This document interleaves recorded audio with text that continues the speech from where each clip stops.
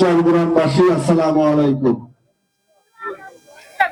দীর্ঘদিন পরে এই চট্টগ্রামে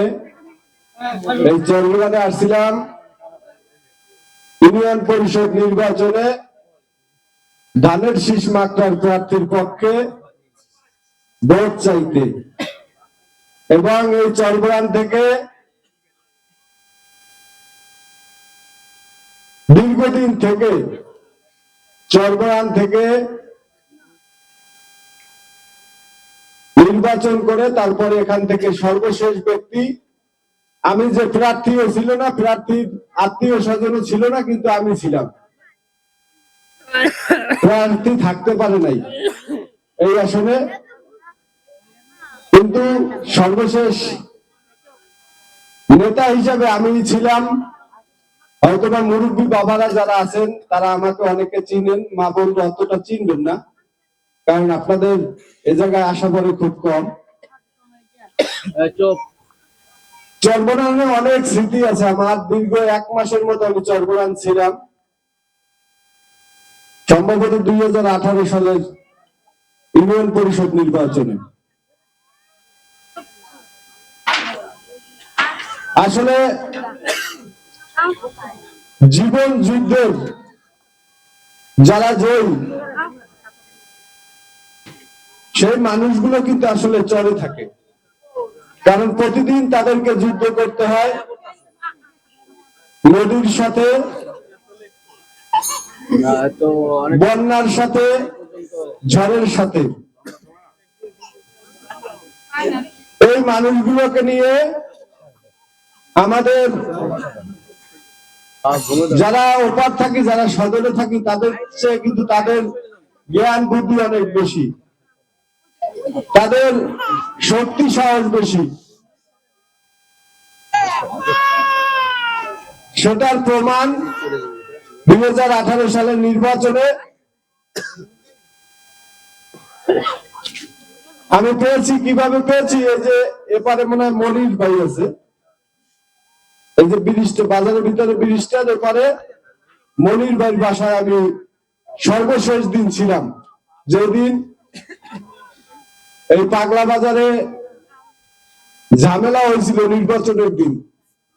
সর্বশেষ আমি ওই বাসায় ছিলাম। ওই বাসায় থেকে বিকাল 4টায় সাংবাদিকদের ট্রলারে করে আমি 10 মিনিট গিয়েছিলাম।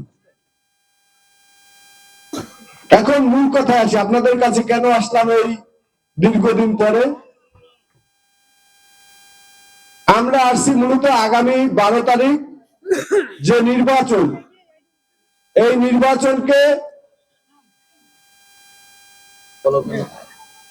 উৎসব মুখর পরিবেশে সকলের ভোটে একটি গ্রহণযোগ্য নির্বাচন হতে হবে এবং একটি উৎসব মুখর পরিবেশে নির্বাচন হতে হবে। দীর্ঘদিন আমরা ভোট দিতে পারি নাই। এই ভোট না দিয়ে আমাদের ভিতরের যে ভোট দেওয়ার একটা আকাঙ্ক্ষা, এই আকাঙ্ক্ষাটা কিন্তু কমে গেছে। দীর্ঘদিন কিন্তু এই রাত্র জাগা হয় নাই, রাত্র জেগে এই কারো বক্তব্য শোনা হয় নাই। যারা আমার মা বোনরা আছেন বা বাবারা আছেন, তারা দীর্ঘদিন দেখেছেন, দীর্ঘ অনেক বছর, কিন্তু আসলে ভোটের জন্য ভোটারদের দ্বারে দ্বারে অনেকেরই যাওয়া হয়নি। আমরা আমাদের পরিবারকে বাঁচাতে হলে, পরিবারকে বাঁচাবেন কিভাবে? কারণ আমার প্রতিবেশীর ক্ষতি হলেই কিন্তু সেই পরিবারটার ক্ষতি হয়। এই ক্ষতিগুলো থেকে রক্ষা করার জন্য আগামী 12 তারিখ আপনাকে আপনার পছন্দের প্রার্থীকে বেছে নিতে হবে। আপনার পছন্দের প্রার্থী যদি নির্বাচিত হয়, আপনার ভোটটি যদি সঠিক পাত্রে যায়, তাহলেই কিন্তু একটি মডেল উপজেলা হবে। 10 মিনিট উপজেলা একটা উন্নত 10 মিনিট হবে। একটি যে অনুন্নত 10 মিনিট থেকে আমরা উন্নত 10 মিনিট দাবি করতে পারবো। বিশেষ করে আপনাদের জ্ঞাতার্থে বলছি, পটুয়াখালী জেলার ভিতরে 10 মিনিট উপজেলা কিন্তু সবচেয়ে অনুন্নত। এতজন এমপি প্রতিমন্ত্রী হলো, তারপরে কেন আমরা উন্নতির দ্বার প্রান্তে বুঝতে পারলাম না? মা বোনেরা আমার দিকে একটু দৃষ্টি দেবেন, আপনাদের কাছে একটু কথা বলেই আমি শেষ করে দেবো।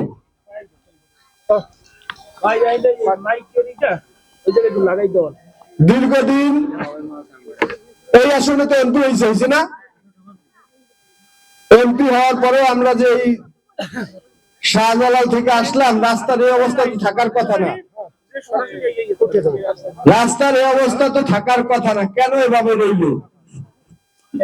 আমরা কিন্তু একটি রত্ন পেয়েছিলাম, যেখানে মুরব্বী বাবা এই যে এরা চিনবে, বাতেন সাহেবের কথা আপনাদের মনে আছে? মুরব্বী বাতেন সাহেবের কথা মনে আছে?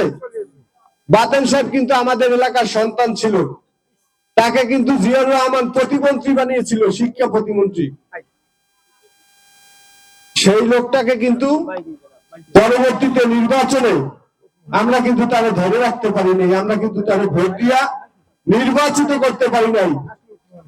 বিপি নুরুল হক নূর আমাদের দেশের একটা রত্ন, দশমিনা গলাচিপার না, আমাদের দেশের রত্ন। বাংলাদেশের ভিতরে যদি 5টা নেতা থাকে, তার ভিতরে কিন্তু বিপি নুরুল হক নূর আপনাদের সন্তান। কিভাবে 5টি নেতা?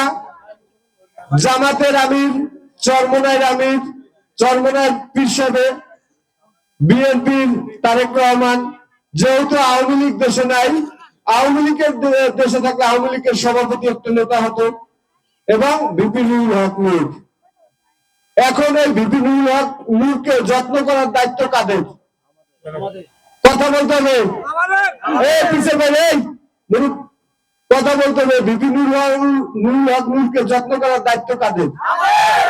আবারও যদি আমরা ভুল করি এই যে বাতেন সাহেবের মতো, তাহলে কিন্তু এই দেশ উন্নয়ন হওয়ার কোনো সুযোগ নাই। এখান থেকে আমার আইন শৃঙ্খলা বাহিনীর লোকজন আছে, এখান থেকে যদি একটা লোক 10 মিনিট থানায় যায়, সে কি সরাসরি ওসির রুমে ঢুকতে পারবে? ঢুকতে পারবে না। আর আমার বাসা 10 মিনিট, আমি তো মোটামুটি ওসির লাগে সম্পর্ক, আমি তো ঢুকতে পারবো না। বিপি নুরুল হক নূর বাংলাদেশের মধ্যে এমন একজন ব্যক্তি, সচিবালয় বলেন এবং আমাদের উন্নয়নের জন্য যে যে জায়গা দরকার সেই জায়গায় কিন্তু তিনি সরাসরি ঢুকতে পারবেন, অন্য এমপি কিন্তু ঢুকতে পারবে না।